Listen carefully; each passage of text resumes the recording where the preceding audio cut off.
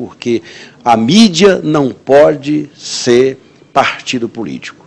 E, passadas as eleições, nós do PT vamos tomar uma medida, quer queiram, quer não queiram, é a regulamentação da questão da comunicação no país. Nós vamos ter que enfrentar esse debate porque foi além do limite. Nós não podemos, não é a primeira vez, mas bateu, foi além do limite, é isso que eu estou dizendo. E nós precisamos reagir a essa ação orquestrada às vésperas da eleição, que tem como único objetivo prejudicar o PT. O Lula pertence a um patrimônio da democracia brasileira.